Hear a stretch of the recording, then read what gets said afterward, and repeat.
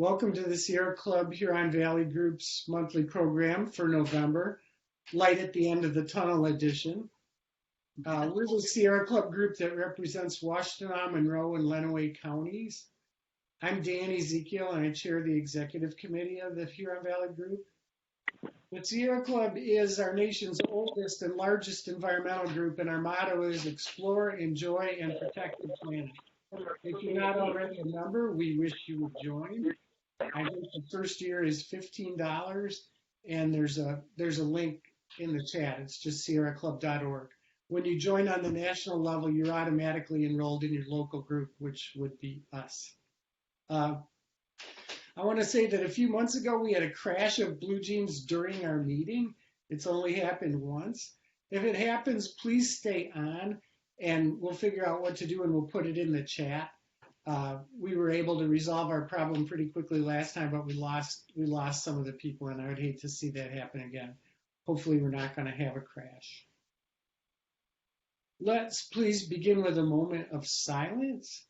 And this is dedicated to everybody who has lost somebody, or everybody who's sick, or has family members that are sick. Gratitude for our first responders and our essential workers, and compassion for anyone who fears violence in their community, and that includes police violence.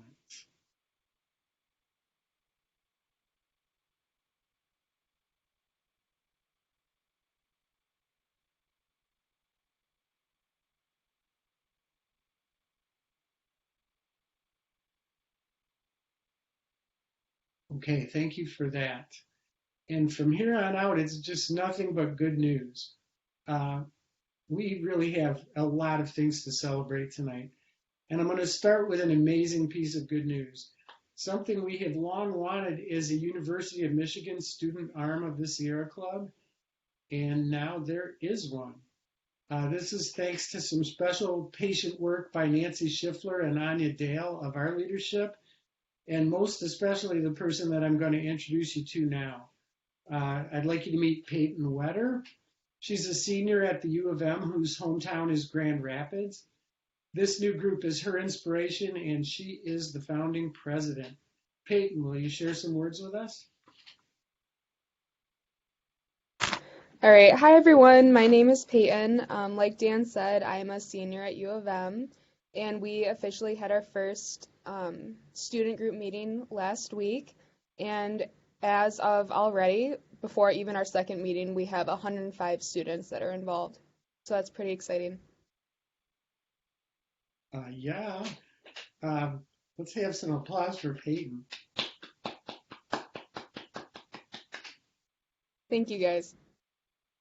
And stay tuned for more news about the Wolverine Sierra amalgamation as it develops. Yes, for sure. And also, if there are students, or if you know students at Eastern Michigan or Washtenaw Community College or any other school, and you want to follow U of M's example here, please let us know.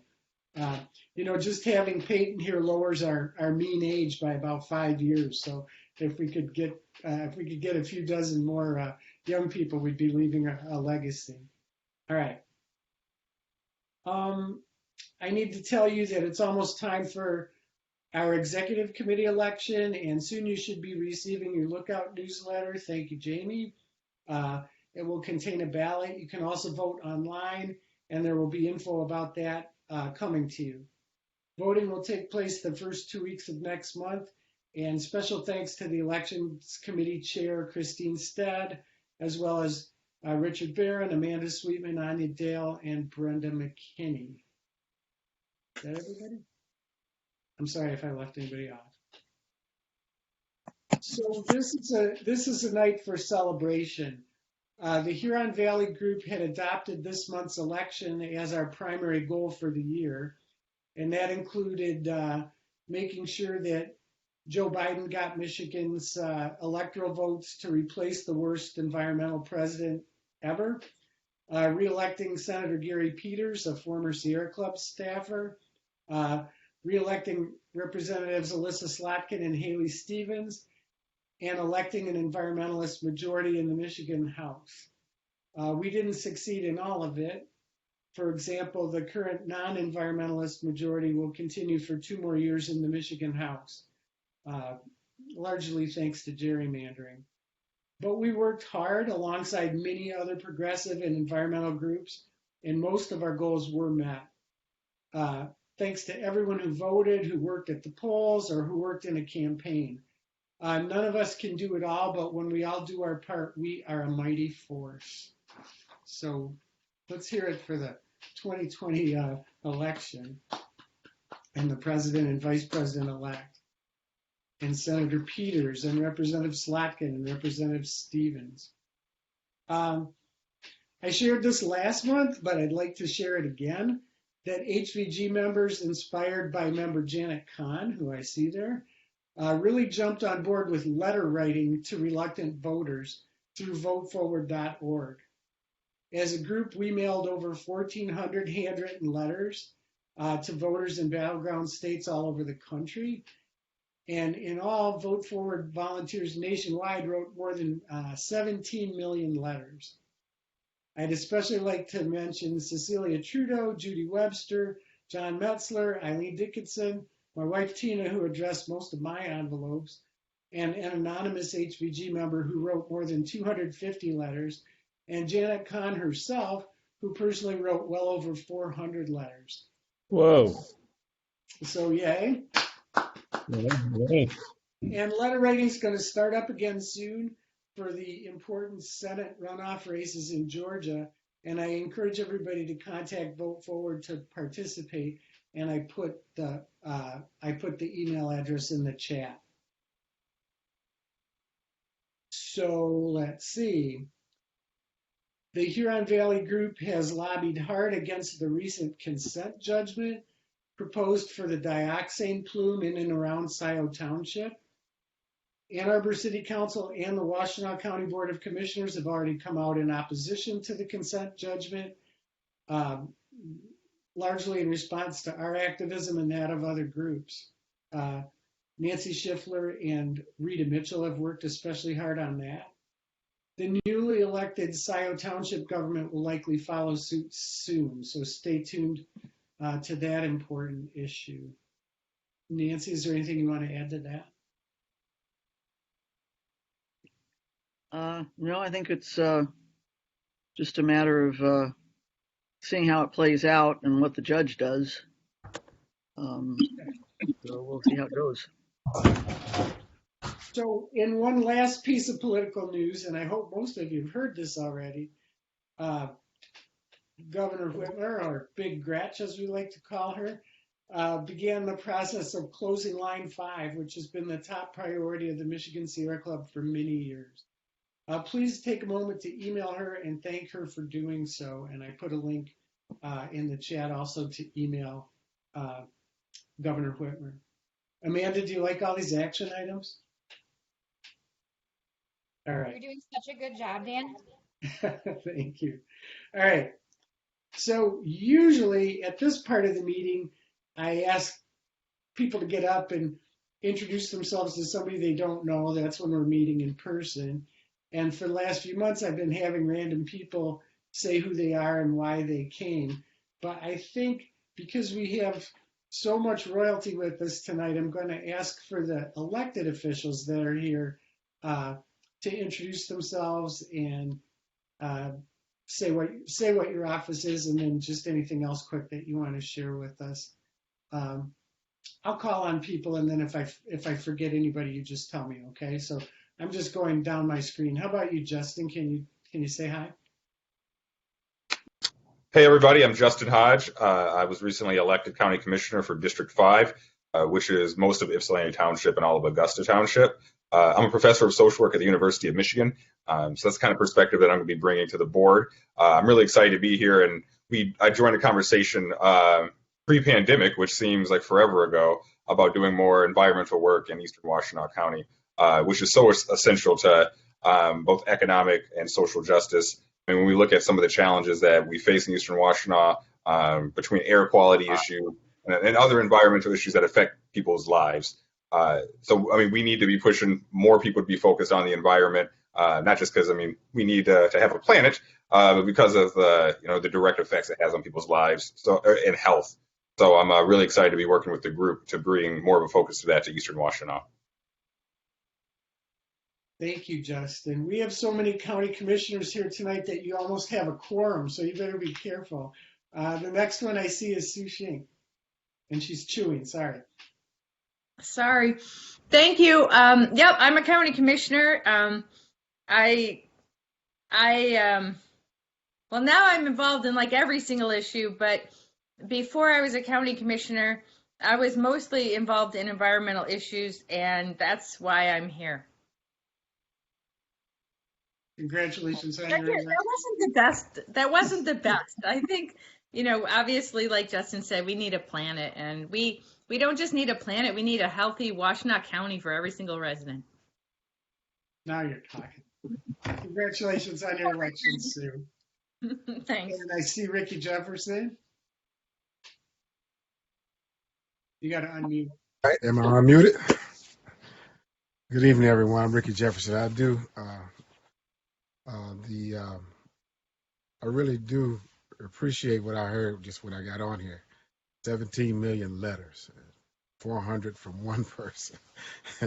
That is amazing advocacy. I am currently the county commissioner for District 6, which entails the entire city of Ypsilanti, the northern portion of Ypsilanti Township, and the southern tip of Superior, just underneath, let's see, MacArthur and Apple Ridge, that area. So I am really glad to be here. It's been difficult to make meetings with all the meetings that always coincide with things. Sometimes I have 3 meetings at the same time, the same day. But I'm just glad to be here because this is a very important issue. And I was really excited to see that Enbridge was beginning to close. The governor did a great thing. And I think that this group here had a lot of influence on our decision that we made at the table this week about the Gelman decision. And we appreciate your advocacy for that.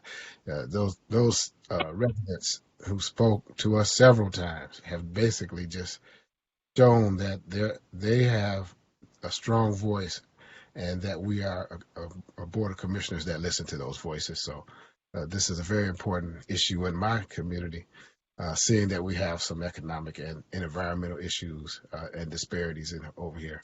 So I'm just glad to be a part of this at this time. And thanks for inviting us, Dan. Congratulations on your reelection, Ricky. So the Washtenaw County Board of Commissioners has 9 members. So you've heard from a third of them in the last 5 minutes here. The next one I see is State Senator Jeff Irwin. Hi, Jeff. Hello again, Dan. Thanks for everything that you all did. And I know you personally were out there on the doors this year. And so just thank you to Sierra Club for everything you did to help with the election this year and everything you're going to do with Georgia. And congratulations on some big wins. I mean, this election cycle, I know that because a lot of us were focused on the state house, and that's where I ran into a lot of Sierra Clubbers around the state. That was disappointing. But in addition to everything you mentioned, Dan, we also took the state Supreme Court, which is a really big deal, and that's something that could have a lasting benefit for clean air and clean water and conservation of our environment. So thank you for that, and thank you for all your work. I just want to mention that we do have a lame duck session coming up here. We've got about 1 month or 2 months left of legislating to do, and there's a few key environmental issues that are on the docket. We've got some clean energy issues. A lot of us have been trying to win freedom for clean energy and make sure that this 1% cap on the amount of energy that customers generate gets eliminated, and so that legislation might get passed in lame duck. We're trying to prevent water shutoffs. That's a huge issue that the governor had taken care of, but because of the executive orders being thrown out, that's one of the things that still needs to be done, and we need to make sure that people have access to clean water, but people have also access to water to drink. And so we've got a lot of issues coming up in lame duck. We've got Senate Bill 431, which would take away local control over the zoning of gravel mines, which could really make a lot of difference for local air quality and water quality. So these are some of the things we're looking at down lame duck, and always excited to talk to my friends at Sierra Club about how we can protect Michigan's beautiful environment. Thanks, Jeff. So let's see. What else do we have here?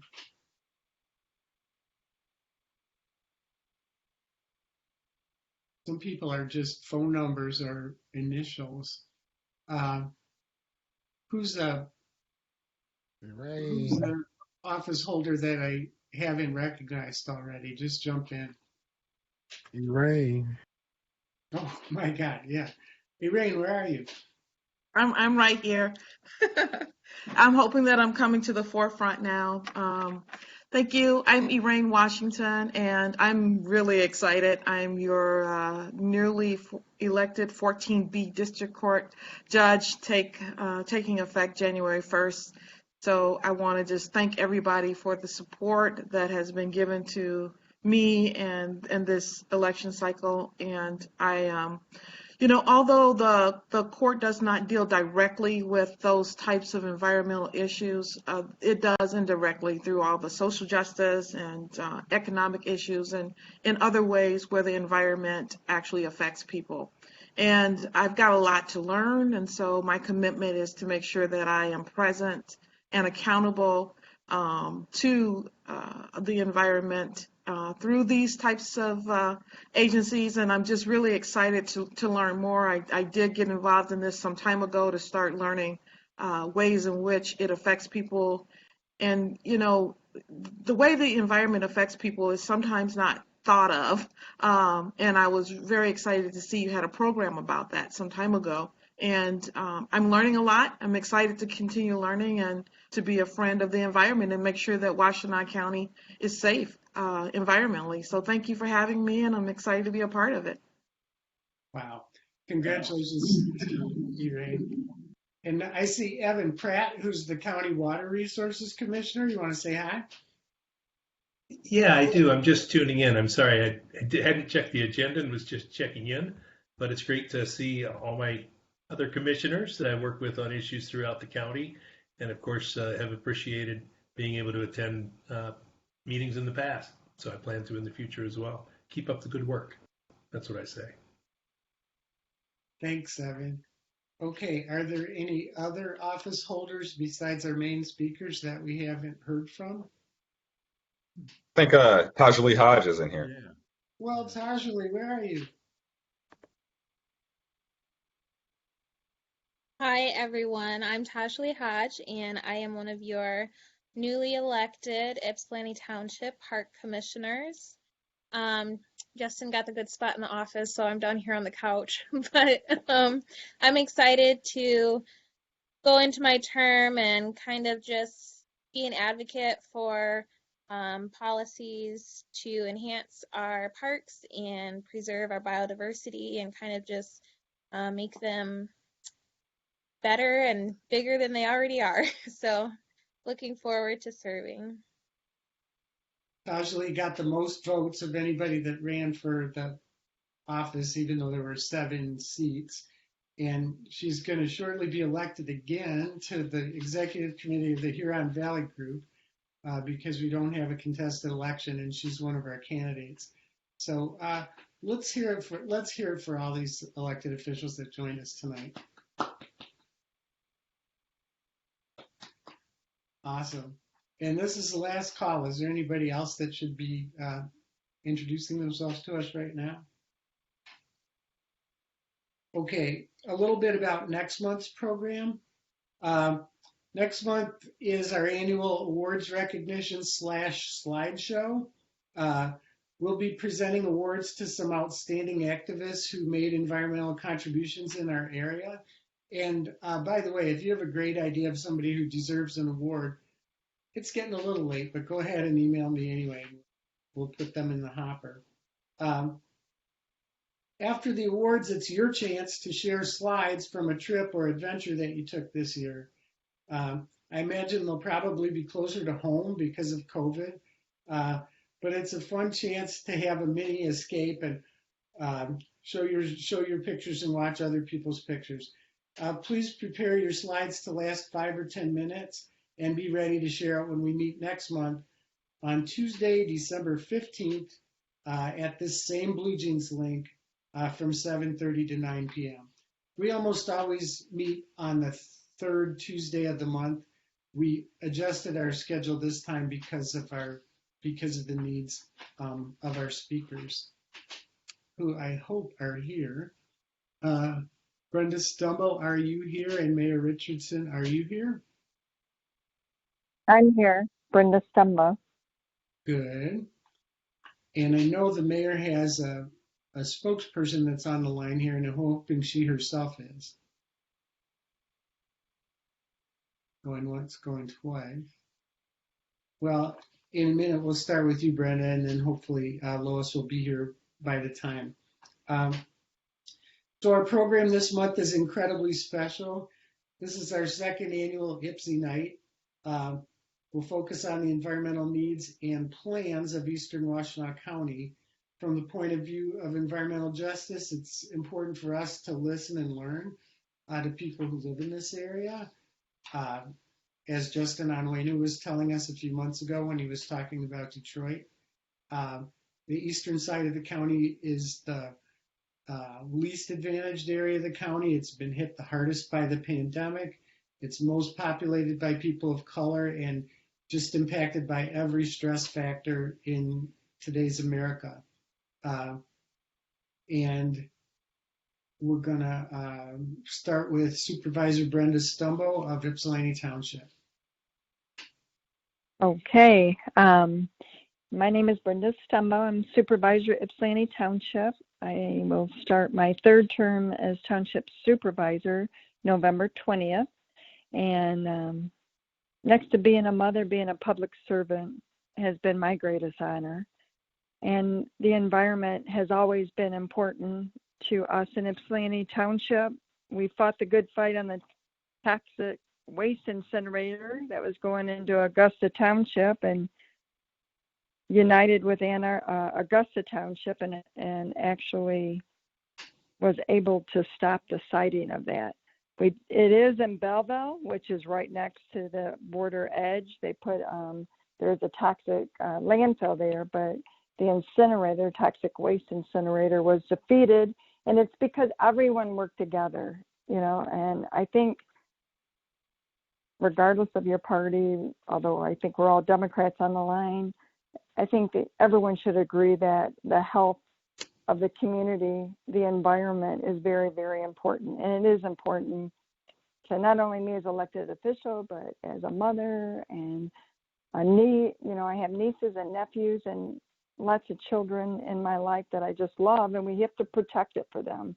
So some of the things that are of issue or concern is the toxic algae blooms in Ford Lake.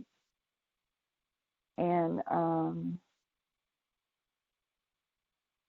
we have a beautiful lake. The way it's located, we're at the very end before it goes into Van Buren Township.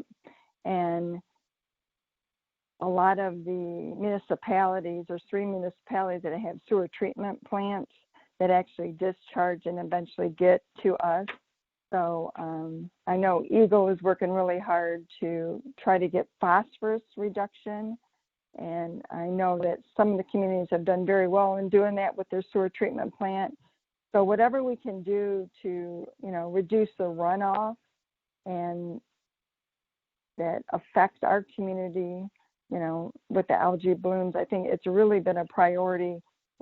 I don't know how to solve it. I've worked with the Huron River watershed before, but we're back to making that a top priority again environmentally, to see what we can do to make it better for all residents and the environment in our whole county, and any assistance we can get with that would be great. We've had work groups before, but we've had algae blooms, but they've been more toxic than normal. So it has to be, I don't know what it is. I'm assuming a lot of it has to do with the water runoff and the discharge from sewer treatment plants upstream of Ypsilanti Township.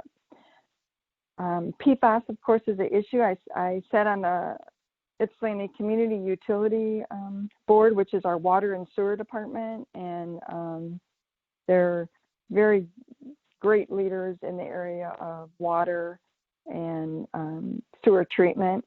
So any point, if anyone would like to have Jeff Castro, who's our director, talk about water quality and the things that we're doing in Ypsilanti City and Ypsilanti Township for the reduction, for the lead pipes and to make sure the quality of water, everyone has good water, not just people who can afford it. And I think I'm very proud of YCUA.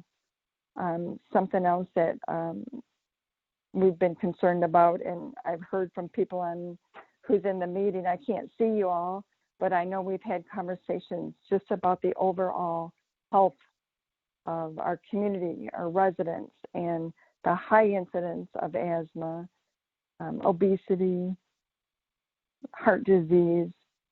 We need access and deserve access to a health facility. We're working on the YMCA. It's not just about recreation. This is supposed to be a full service, like a community resource for the entire area so that people can connect with the resources they need, that they can have senior programming, we can have education. It's critical that we level the playing field for education. And 48197 and 48198, our public schools aren't doing as well as they are in other areas. I know out west, there's another community that has challenges as well. But if you want to make fair and equal and equity, whatever term we use, let's have a good education available for all. Part of the YMCA, which is proposed to go on Ypsi Township property, like a stone throw from the city of Ypsilanti.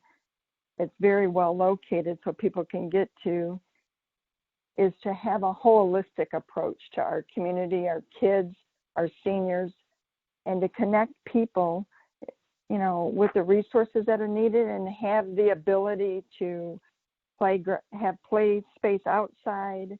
We, Ypsi Township, donated, with the board approval, of course, the land to the YMCA for this indoor-outdoor facility that can help with the health of our community. COVID-19, it was already stated, it hit us worse than anyone, and it hit people of color worse than anyone. So we just really need support in having the County Board of Commissioners, the County Parks and Recreation to make it a reality so that we can have the same opportunities as everyone and to be healthy, not only environmentally, but physically and from an educational standpoint. YMCA is proposed to have early childhood development in this facility so that we can really start from, birth to the seniors. It will be help for everyone. I really believe it's a game changer for our communities. And I pray that it will be a reality. Another issue we're working with Evan Pratt on is they call them vermin, I call them rats in the storm sewer and the drain system. We had a outbreak in West Willow. So the county was helpful in providing resources for that. And the township bought the waste bins for everyone in that area so that we can try to control, the rat population. So I think they have moved in the highway of the storm systems now, and they popped up in Justin's area and also in the E-Course Road area. So we're partnering with the Water Resources, Evan Pratt. Hats off. I wish you could see me. I would take my hat off to you. Thank you for caring, and Ricky Jefferson for everything that you guys are doing to help deal with that issue as well. So we're going to expand it, if the board approves it on Tuesday, to put baits in storm drains so that we can try to figure out how to eradicate them. So we're doing ordinance enforcement. They like shelter, water, and food source. So I'm going to try to address those individually and collectively as a team recycling has popped up as a big concern environmentally. We just we bid out our recycling contract, our garbage and rubbish contract. The prices have gone up considerable, and we need to do a lot better education so that we don't have contaminated recycling, because we're paying for them to pick it up, and then we're paying for them to take it to the landfill because it's contaminated. So Evan Pratt is also leading a county-wide recycling effort on that, and I look forward to working with our colleagues to address this issue. Once China, we're not shipping our plastics to China, which caused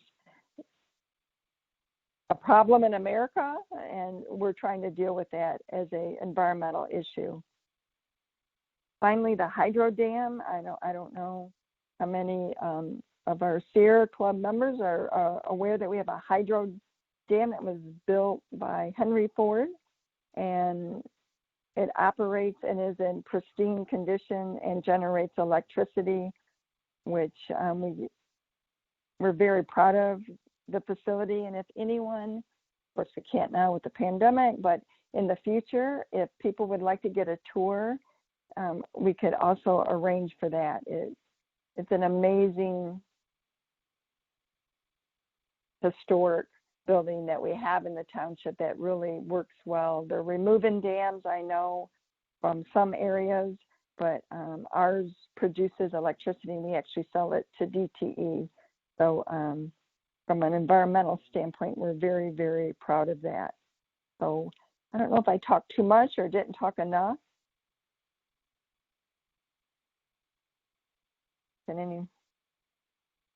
Hello?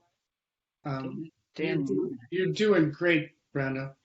Oh, okay. I'm sorry. It's hard when I can't see people to see if they're falling asleep. But is there any specific questions, or I'll address anything I can. I can elaborate more on other items. Why can't you see us? Are you on your phone? Yes, I'm on the phone. Well, what I was thinking was, let's see if we have any other spokespeople for other municipalities, and then do the questions at the end. Is that okay? Oh my God, that's perfect. Thank you. Okay. So I know that Superior Township is meeting tonight. I invited Ken Schwartz to speak to us. He spoke to us last year on Ypsi night, and he especially wanted to tell us about this proposed sewer across Superior Township that they don't want. It's being put there basically to help one big Republican contributor in Salem Township. Is there anybody here tonight to speak for Superior Township? Or Jamie, did he send you a statement or anything? Nothing sent. Okay. And then where are we standing now with Ypsilanti City? Mayor Richardson, are you on?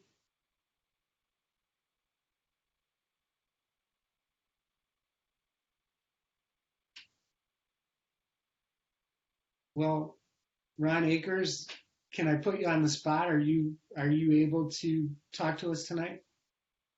I did speak to the mayor a few moments ago. I believe she should be. I see the Lois name on here.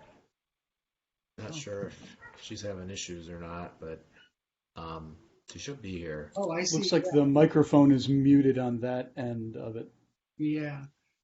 So try to unmute yourself, Mayor Richardson, if that's you. If you're on a computer, the mute button is up near the top in the middle. I don't know where it is on a phone. Can somebody that's on a phone say where the mute button is? The mute, she has to hide. She probably has her, she has to hide it in order to go to the microphone. I don't know if Lois can hear me or not. Well, the host can unmute her too. She isn't muted on her phone, I think, Justin. Yeah, so if she's muted on that end, I can't unmute it. Right. So. Right. Ron, can you contact her and tell her how to get herself on? Hang on one sec. Yes, I'm on the phone with her right now. Just give me Okay. a few minutes. Cool. Anybody that wants to tell a joke, here's where your time comes in.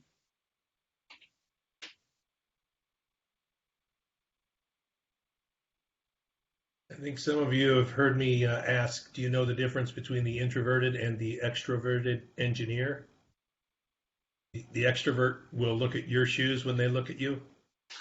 That was a good one. Nice.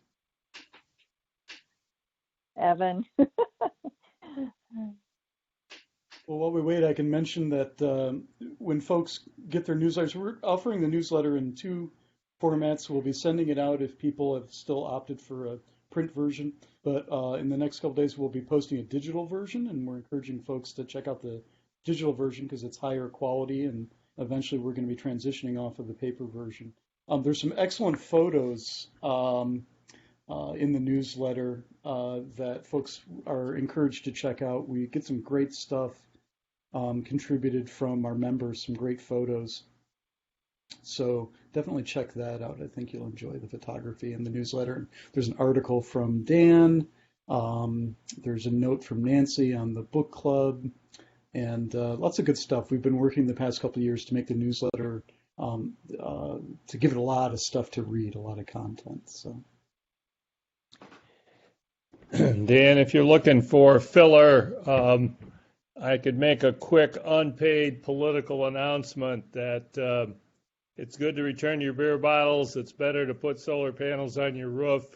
But if you want to make a real impact on the environment, you need to work through the political process.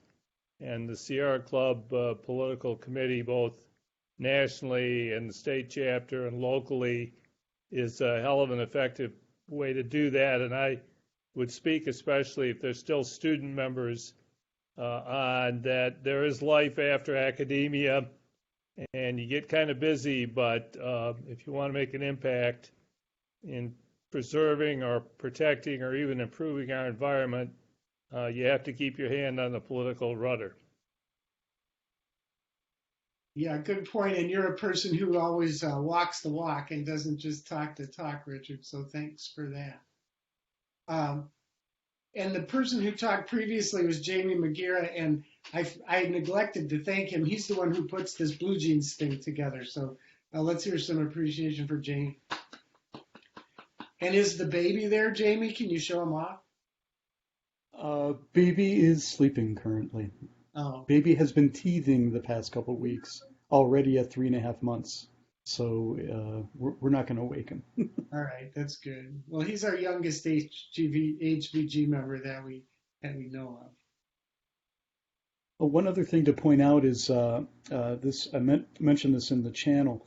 We do have videos of the meetings from the past 6 or 7 months up on our YouTube channel now. So if you check the chat, there's a link to our YouTube channel, and we're trying to actually build up a library of our meeting stuff. So we encourage you to come to the meetings in person or virtually live when they happen. But if you don't get a chance to go, you can see them in the archives. Four All right, dots looks came like up Lois at is the ready. bottom. Let me see. Okay, they hear me. Okay, thank you. It sounds like Mayor Lois Richardson of the city of Ypsilanti has joined us. Yes, I'm sorry about that. And I do apologize for being late, but someone was supposed to call me at 5 and they called me at 6:45 or 7 because they had problems. They were in DC. And so I do apologize for my tardiness. I am audio and I am visual. I don't know if you all are seeing me or not, or if I'm just seeing me. Yes. Okay. All right. And I want to let you know that Ron was gracious enough to pull all these things together for me to talk tonight. I'm still really kind of edging my way in to all that I need to know. But I want to start out with talking about several non-motorized transportation projects that we have going. And the first one is the border-to-border trail improvements. And I will talk a little bit about the improvements on border-to-border trail at both Frog Island Park and also on Grove Street. We're getting ready to, the city has partnered with Washtenaw County to reconstruct the trail in Frog Island Park in order to make it ADA compliant and improve this section of the border-to-border trail. And the new shared use pathway is between 8 to 10, and provides accessible connection from Forest Ave into Riverside Park and Depot Town. So right now, we walked that, I guess it was a week ago today, we walked that area, and it really needs to be compliant because there's some real hills there that need to be, someone that was ADA would have some real difficulty in maneuvering their way through the trail at that part. Another part is the trail on Grove Street, and again, the city has partnered with Washtenaw County to also make that area ADA accessible on Grove between where the Water Street Trail terminates and the north side of Grove Moss intersection. If any of you know that area, that the trail is there running across the now going up Grove, just to the west side of Grove, and across the bridge there. But it's a shared use pathway, and it will eventually connect to the border-to-border trail in Ypsilanti Township.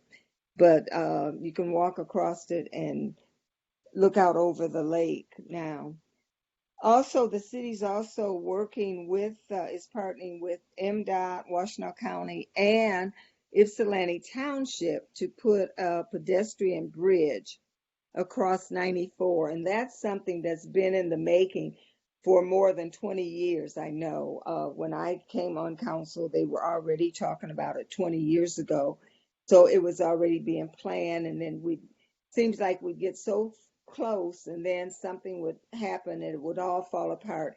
And I am praying that that does not happen this time, because every time I cross over 94 from using Hamilton and then coming back using the Huron Street side, it is, and I see someone walking along there, I always shudder, because it's such a dangerous place to be walking, and especially when it's icy. So that bridge, that bridge, once it's installed, it will go from, someone can go in from Hamilton Street all the way across, and coming from the township, they'll be able to come back the same way. It'll be a shared use pathway, and will connect the sidewalk networks on both sides of 94, and will create a safe place for pedestrians to cross. And this is not slated to be completed or projected to be completed until 2022. And I'm anxious for them to get started on it, because I know that once it's actually started, then they will have to finish it, because they can't leave it undone going across the freeway. The other thing is the city is partnering with MDOT to complete a road diet on Huron and Hamilton streets in the city, and that'll be done in 2021 to 22. And as part of the road diet, one driving lane will be eliminated and bike lanes will be installed on these state trunk lines in the city. And the city will also be installing accessible sidewalk ramps on Hamilton. And I don't know if any of you ever drive up Hamilton heading south, and even coming north on the Huron Street side. Traffic moves so fastly. So, I mean, very fast. The speed limit, I think, is 40. And I had quite a conversation with the state trooper that came to tell us that they were increasing the speed limit on both Huron and Hamilton, because those both are still residential areas, and there are some families there with children and people driving 40, 45 miles an hour down streets where there are children. I always it bothers me, because you never know what children are going to do. You try to train them to stay out of the street, but anyway, so I'm glad to see that happen. And we've got some finalization on our sustainability plan. The Sustainability Commission has finalized a plan for the city, which is to be included in the city's master plan. And this sustainability addresses several goals and objectives relating to sustainability, including soil and contamination, surface water, drinking water, storm water, production of energy, consumption and waste management, urban forestry and outdoor lighting, land use and transportation and communication. As a part of the sustainability plan, the city completed a greenhouse gas inventory, which demonstrated that between 2012 and 2018, municipal operations have reduced our greenhouse gas emissions by 42%. And I really think that that's quite a feat. And if we keep going at the rate that we're going, hopefully in the next few years, we'll be above 50% reduction. In 2019, the city regained our Tree City recognition with the Arbor Day Foundation. I remember for a number of consecutive years, we did get that recognition as a Tree City, and it's nice to know that we once again have received that. And this recognition allows the city to apply for grant funding to plant trees in various areas throughout the city. So it's nice to have that back. On to recycling, and I think I heard Brenda mention some things about recycling in the township. But we had some drop-off events in late 19 and early 2020. The city began holding monthly drop-off events at DPS Yard. And these drop-off events provide residents an opportunity to recycle the same items that we typically collect in our single stream recycling, plus glass, styrofoam, and aseptic containers. And these events have been well attended. And if I have this right, we cannot put glass in the regular pickups anymore.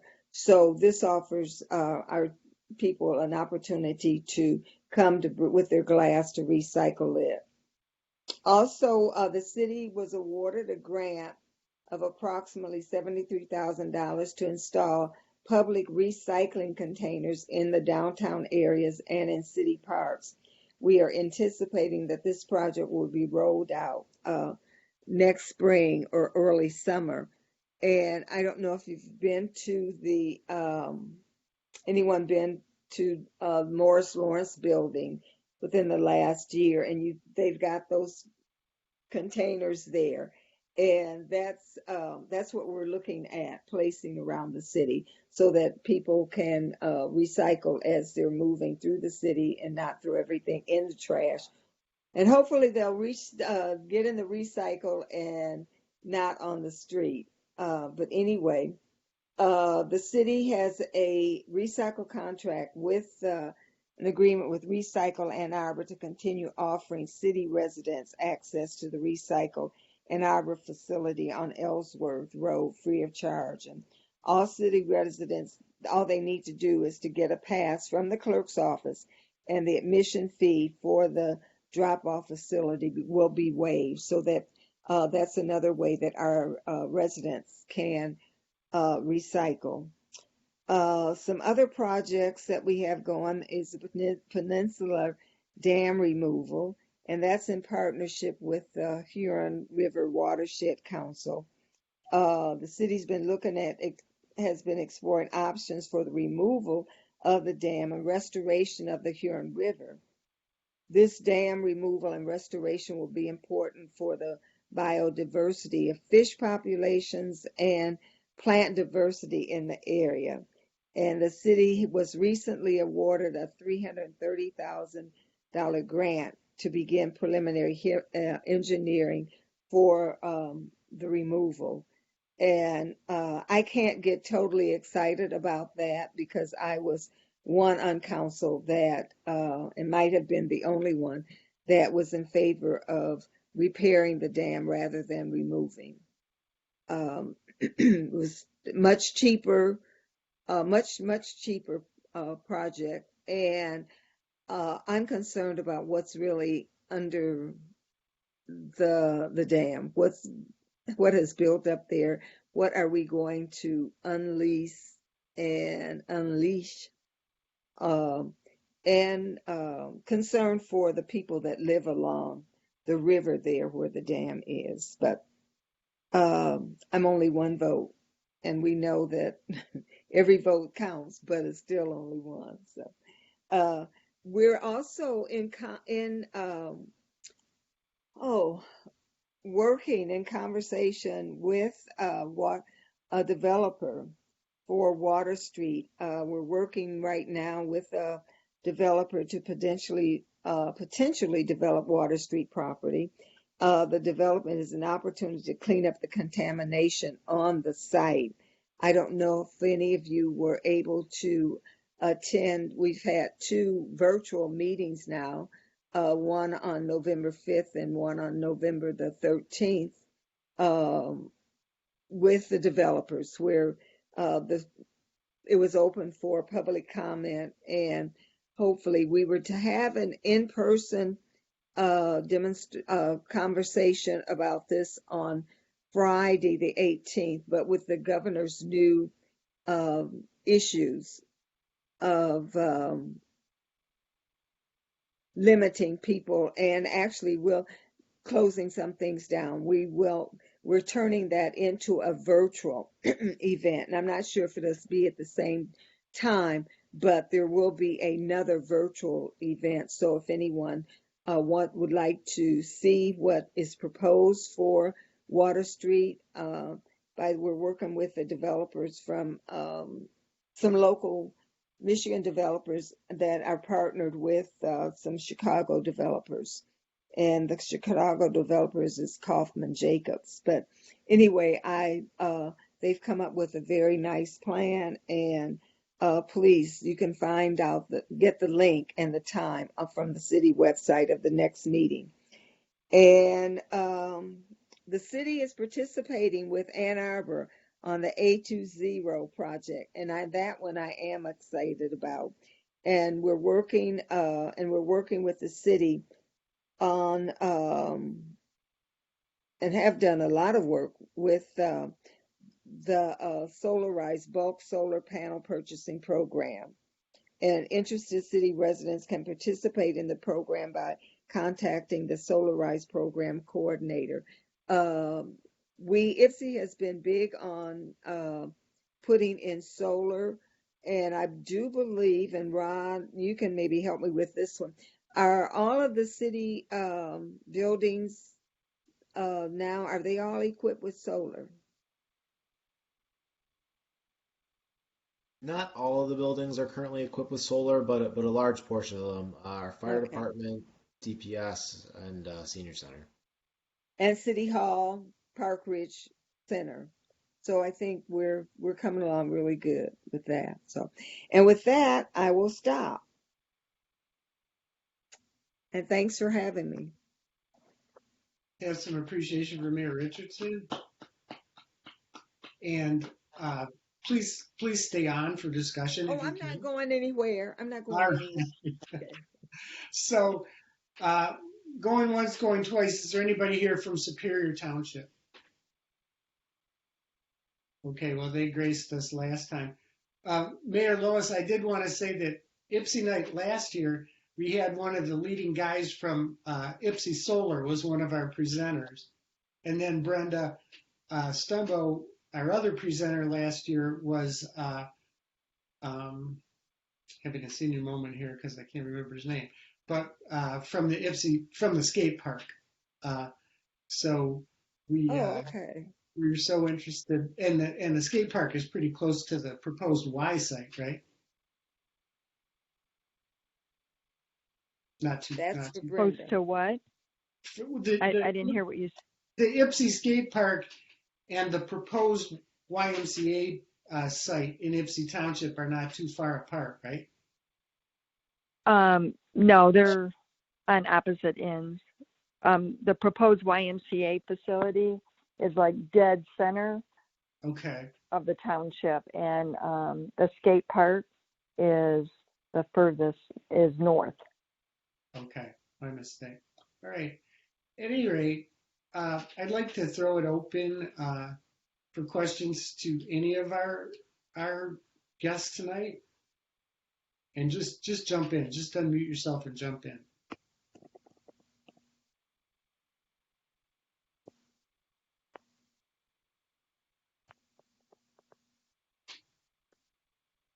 Okay, I'll start. Anybody who wants to can comment on this one. When we went to Superior Township about a year and a half ago, Steve Brown and I and Jason Frenzel, and we were talking to Eastern Washtenaw leaders, one thing that really came up quite a bit was the bad effect that the PFAS contamination in the river was having on sort of the lifestyle of Eastern Washtenaw County, because fishing and eating the fish is such a big part of the community life. I think that do not eat the fish order still stands. Anybody want to comment on that?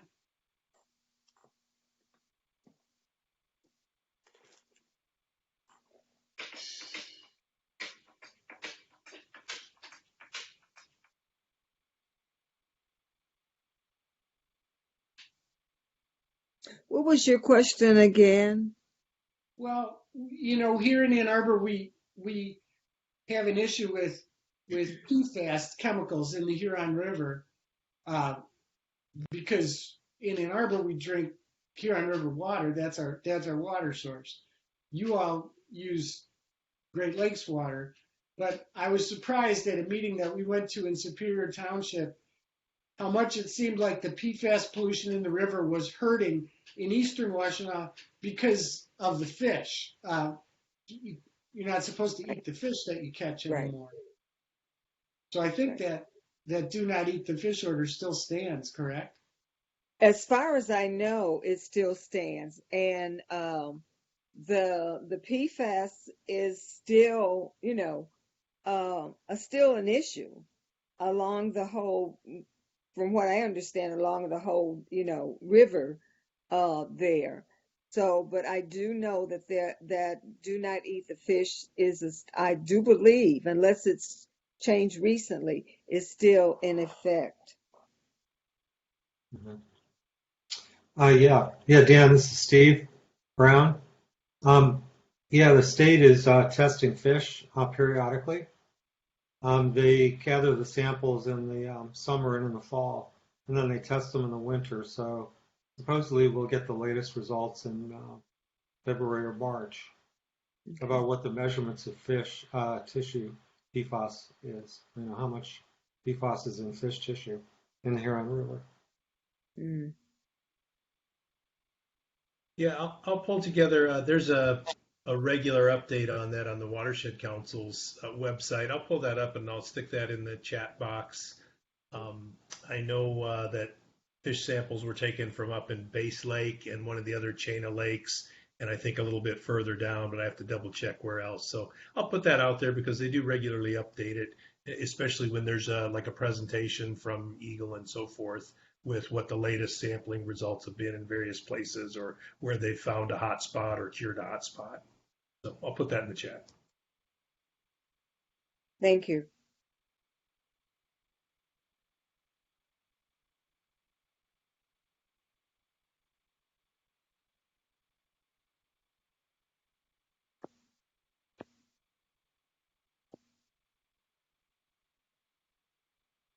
Help me out here, people. I have a question. I don't know that it's directly environmental, but it's about people being able to use the parks. I do some programming with the Huron River Watershed Council for students in Ypsilanti schools, and we try and meet them at Riverside Park. But one of the dilemmas is that it's hard to have students out for very long without some access to restrooms. And the restrooms in that park are usually closed. And so I'm wondering if anybody wants to comment on if that's something people are working to change, or I don't know whose budget it is or how that works, but if there's some way that we could be useful in getting that, getting them opened and cleaned and safe and available for people. Which parks did you mention? I'm sorry, I was reading the chat and I didn't hear. This is Riverside Park, the one that's right by the river, right next to Right. Depot Town and Frog Island. Right. The restrooms, basically at all of the city parks are locked, and it's been because of vandalism. And so we keep them locked unless someone is renting. However, this past summer, all of our parks had potties. And I don't know, Ron, have they been removed from the parks yet? Yeah, so the porta potties have been removed from the parks. We usually remove them towards the middle end of September. So we install them all usually first week of May during the summer. And then actually Riverside Park, we do not remove it until like mid-November. So all the parks during the summer seasons do have porta-john facilities that are handicap accessible. Yeah, I knew they were there in the summer, but yeah. Okay. Does that answer your question? Well, for school groups, we are usually not meeting in the summer, but maybe there would be a way for a nonprofit group like the schools or the Huron River Watershed Council to get the bathrooms opened just for the day or two of the events or the few hours that we're there. Is that something that you think the parks would be willing to discuss? It's certainly something that I could, I or Ron could take back to this to the administration, to the city staff, and see if that's something that could happen. Thank you. You're welcome.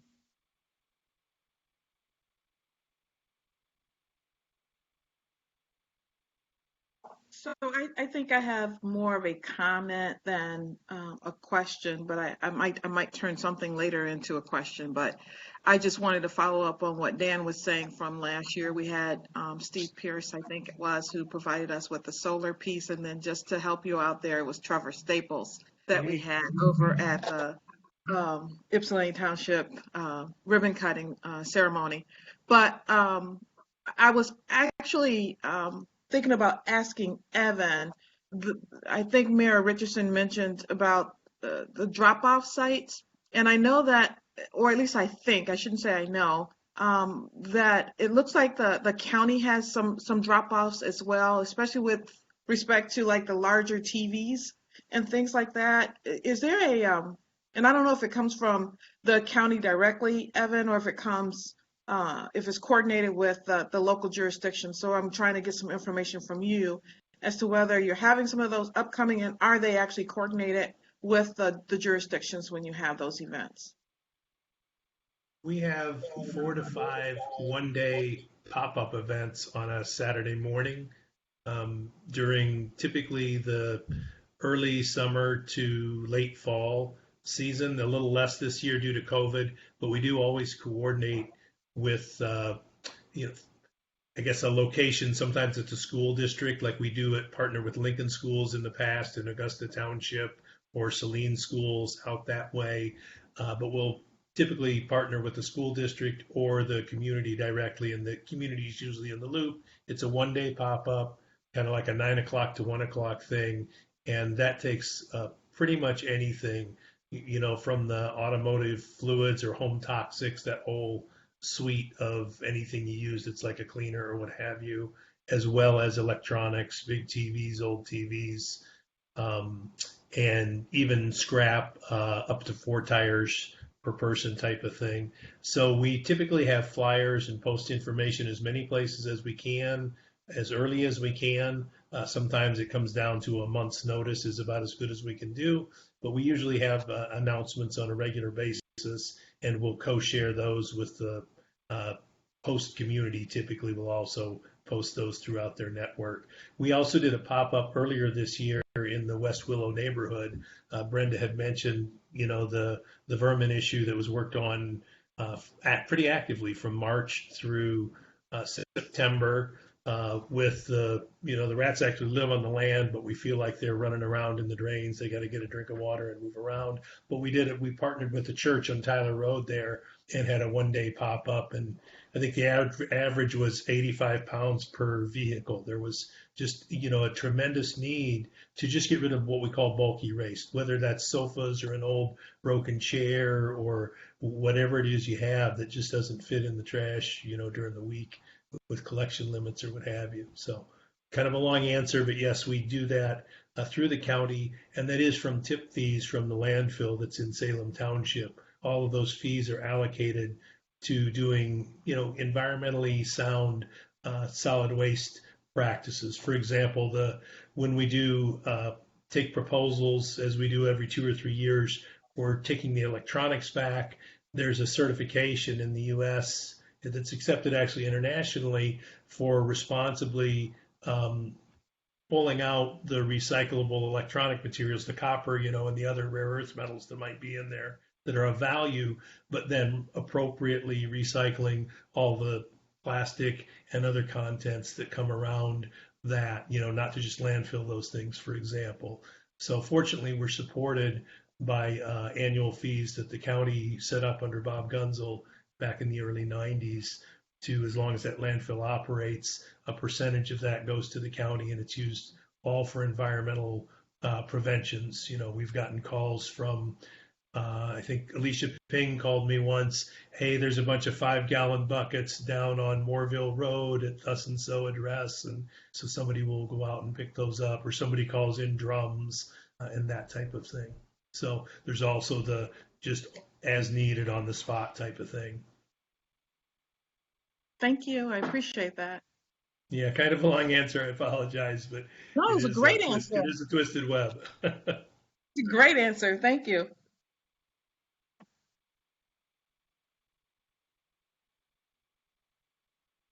Let me throw this out. The Huron Valley Group Sierra Club has thousands of members. They're not all active members. We're trying to become more diverse, become more representative of the area that we serve. And we only have so much bandwidth that when you hear Sierra Club, you maybe think of armies of environmentalists doing this and doing that, but you're sort of looking at us right now, plus a few others that aren't here. Anybody have any ideas of how we can help and what you'd like to see from us? I know Tajli has told us plenty of ideas about Sugarbrook Park, which we're going to work on.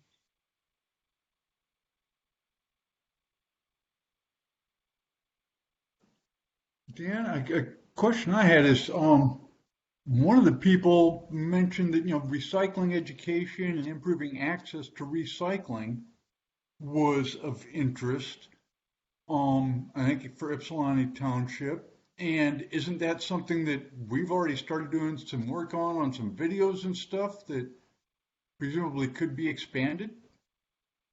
Yeah, and I would also share that we're hoping that students in the Ypsilanti Public Schools are going to soon be the ones producing those videos. I'm on a group that is working on that. So, and actually, Lois, something that you said got me to thinking. if you're going to set out recycling totes in public, what we've learned is all kinds of awful stuff gets thrown in there if there's not some good Right. if there's not some good education to go along with it. So when you were talking about that grant for those recycling containers, I right away began thinking about those students in Ypsi, that they could make videos about what does go there and what doesn't go there. Great idea. Thank you. Yeah, I can believe that too. I can see people using them as a trash receptacle. Well, it gets worse. Oh, okay. Oh, okay. I'll take your word for it. But yeah, definitely education goes hand in hand with convenience when it comes to recycling.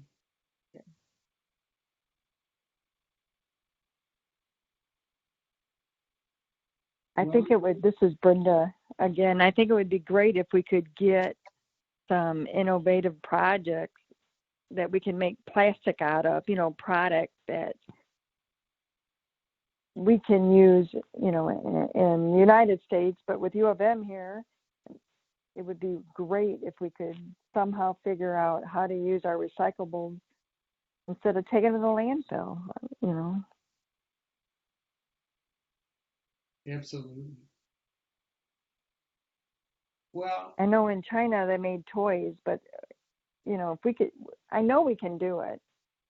But everyone has to have the heart and desire to find the solution for everyone. And I really do believe if we can make things out of our recycling, and they do a lot of stuff already, but it's the plastic we're having my understanding, and I'm not educated in this field, but that's the hardest product to really find a reuse for.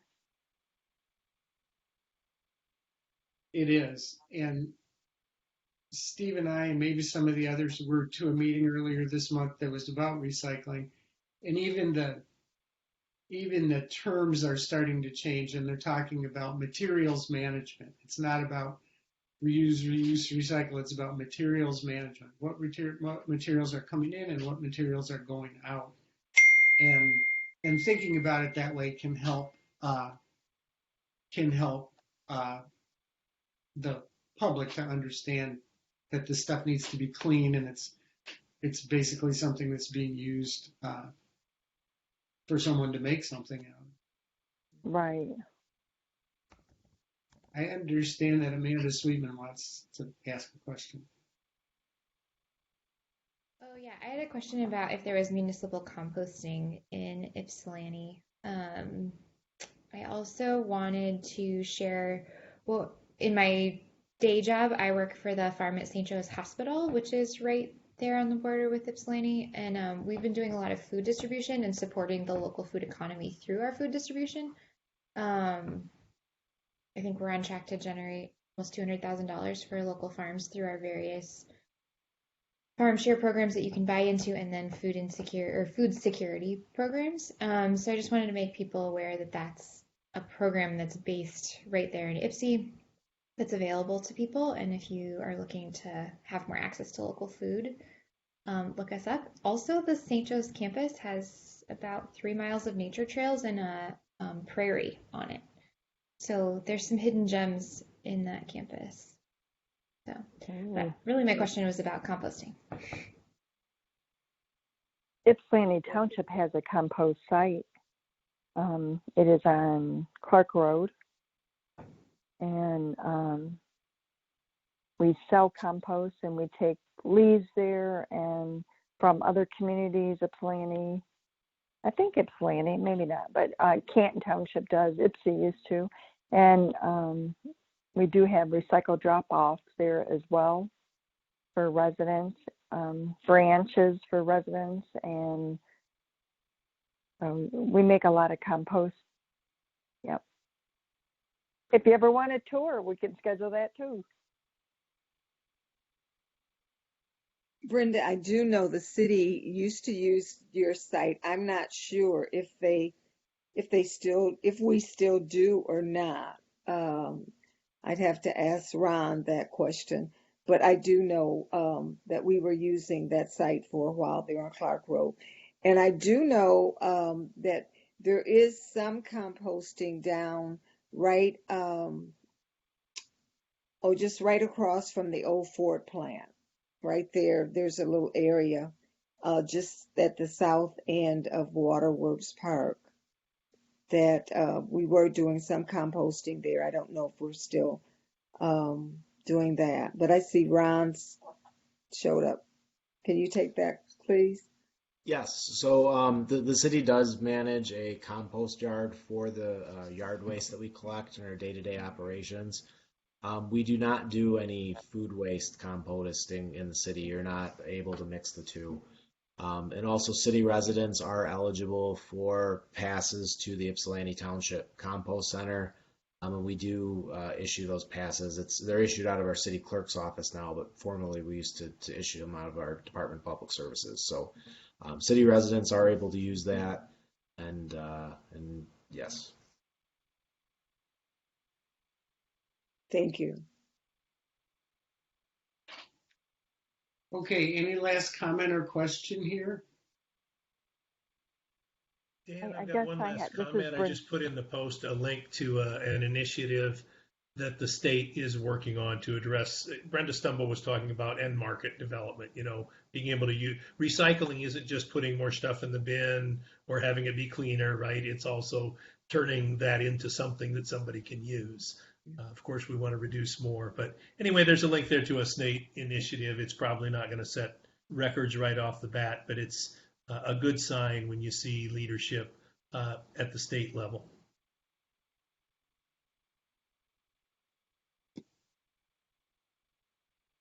I do have one question now that it's. I'm sorry, this is Brenda Stumbo. Mr. Brown from the city, you mentioned the compost area. It's right on the river. That's on Spring Street, correct? Ron Akers. Yeah, so the city's yard waste compost center is it's off of Spring Street. It's adjacent to the river, right where our park is. So just from an environmental standpoint, what's the barrier to stop the runoff from the leaves, which adds to algae bloom and stuff? And I don't know, I've never been down to that. Is there a barrier that stops it from going into the river runoff? I haven't been down there in a while, but I do believe so. There are protective measures in place to make sure that things don't go through there.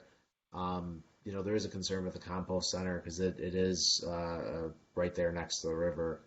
I know we have limitations on our ability to expand the operation, but yes, it is right there, right next to the river. One thing I didn't mention. Oh, I'm sorry. Go ahead, Brenda. No, I just said, huh.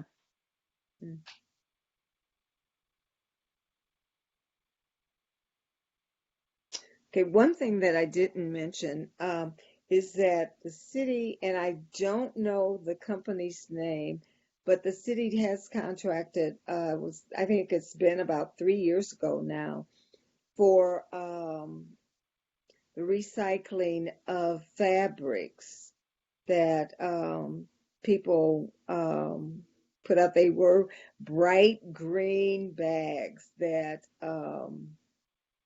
cloth was put in. Anything people wanted to recycle that was cloth. And it was picked up by a private company. So I haven't seen any of those bags lately, but then I didn't see a whole lot. I do know some people that actually had the bags and would recycle garments and stuff. And it was, they used it, and I'm not sure how they repurposed it, other than I do know that they recycled the materials some way or other, and they were used in other countries where they were shipped. I know to some. I think there were a couple of countries in the Caribbean that they actually sent those things to be repurposed. April Campbell, do you want to share your concern that you put in the chat?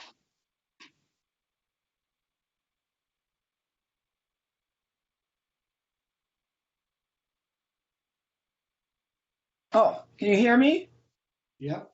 Oh, yes, I'm concerned about this project, and I know there's going to be a Zoom meeting on Wednesday about it, but that area is habitat for a lot of birds. And Just talking about Water Street. right, and this plan destroys a lot of that. There's no buffer zone proposed, and it's only offering 10% low-income housing, supposedly, and it doesn't really, I haven't seen where there's any, maybe this will come out more on Wednesday, but I'm concerned. I used to live in Ypsilanti, and I'm concerned that this is just promoting more gentrification of Ypsilanti and moving, people of color out of the way, out like it happened in San Francisco, like it's happening, in Brooklyn, like it happens in Harlem, like it's happening everywhere. And I just wondered what people's thoughts are. But there were there are great birds that use that place as habitat. And as from what I understand, from what I've seen about this development, that would be all destroyed.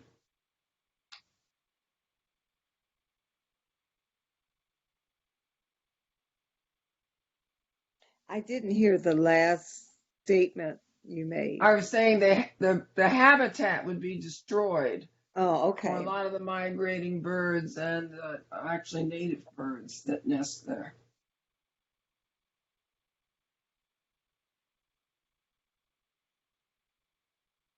And I'm not seeing where the city is getting a lot back from this in terms of, low income housing.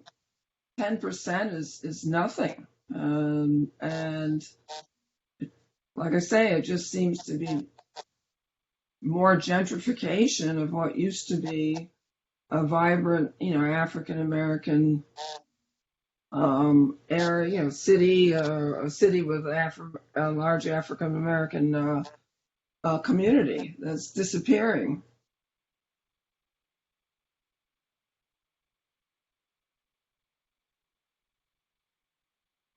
Yeah, I bring up the hard stuff.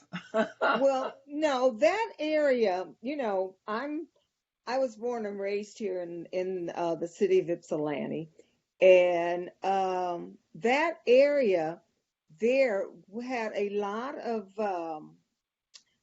of businesses there, and they were over the years they were businesses that were not, very friendly to the ground. That's one of the reasons that we've been so long in finding someone that would be willing to develop there is because of the contamination.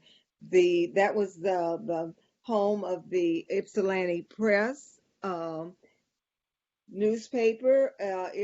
There was a chrome plating factory along there, and there was a car dealership, and there was the old iron works, and over the years, people, just dug a hole in the ground and dumped. That was the way of getting rid of waste and things, and that's why it's so contaminated, And I think I don't ever really remember that being any large African American residential place. I don't remember that being a large I American was actually site. talking about the city in And general. I don't know that there were not a whole lot of homes down there. There were some along the Water Street, but when you got back off in there, it was mostly businesses and things. Well, I was talking about the city in general. The housing is probably, most of the housing that this developer wants to put in is not going to be affordable.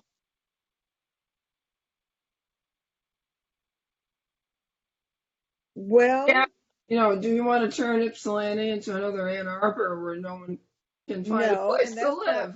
that's not what we're looking to do either with that. And the developer has in our last session, it was brought up again about only 10% being there. And what I have heard, and I'm, not absolutely positively true that that's absolute the only truth, but that 10% of housing developments that are built, that's somewhat the standard for affordable housing portion. And my understanding at the meeting that we had, conversation we had about it last week, is 10% of each part of it's going to be built in phases, and there will be 10% of each phase that was for affordable housing. I think it was over when I think if it goes as it's phased out now, it would be over, I think, somewhere like about 180 affordable housing units in there. And yes, we could use more affordable housing in the city, particularly since actually Ypsilanti has more affordable housing now than any other place in Washtenaw County. And Commissioner Jefferson, if I'm wrong on that, please correct me. But I do know that we could use more affordable housing, but I also know that we need something on Water Street. We need to develop that land. That land has been sitting vacant now for 16, 17 years. I think everything was completely gone in either 2003 or 2004. So we do need some developers, and I think that we can still work with these developers and possibly get some more. And yes, there is lots of gentrification otherwise going on in the city of Ypsilanti, and I'm not happy with it. And I know most of the residents that I speak with, they're not happy with it. But gentrification is something that's happening all over, and you name many places where it is happening. And I don't know, I don't have the full answer to it. I do know that I'm working with some other people that are quite interested in stopping the gentrification factor that's going on. And it's just something that, we just have to work on and work at. And hopefully those that feel strongly about gentrification would come and work with us to help to stop it. Okay. Well, all right. Nobody gets to leave a Sierra Club meeting without having to answer a hard question, Mayor Richardson. So now you've been through your baptism. This is Ricky. I think she did a great job. She No did a great problem. job answering that. And as far as that land goes, that land was so contaminated. It just cost too much to spend to clean it. So I'm glad that this developer is there talking about being willing to find ways to clean that, to develop it. There's not really much wildlife that has ever been there. She said there was a lot of there was a small factory there, car repair shops, and that contaminated the land pretty bad. So we did at one time at the city have some trees put in the back portion there near the river for remediation. So that is going on right now. But I believe that what this developer has given the opportunity to do this, along with the community benefit agreement, along with these charrettes that they're having, all of those concerns the developer is willing to listen to and has agreed to allow the community input to be something that they use as the part of the development. So hopefully the housing affordable houses will come to an amount that is reasonable, but also the need for something to be developed there on such a hard developed land, which is going to need a brownfield from the county and everything. It will get completed. She did a great job. Thanks. All right, let's wrap. And if you haven't seen, baby Leo has joined us. He must have woken up from his nap. And I just want to thank everybody that showed up tonight, the elected officials, and just all the members. We're going to do it again next November, and hopefully sooner than that. And please everybody stay safe. We've got a vaccine on the horizon. We're going to have to get through a tough winter, but we're going to have a new president and a new government in Washington. And they say in war, nobody wants to be the last one that gets killed in a war. Let's none of us be the last one that gets COVID before the vaccine. And let's keep working together on these sometimes hard issues that affect Eastern Washtenaw County. Thanks again. Thank you very much for the opportunity. for the invitation. Appreciate it. Appreciate it. Thank you. Thank you. And well said. Thank you very much. Good night, everybody. Right. Good night. Good night. To add to that, wear your mask.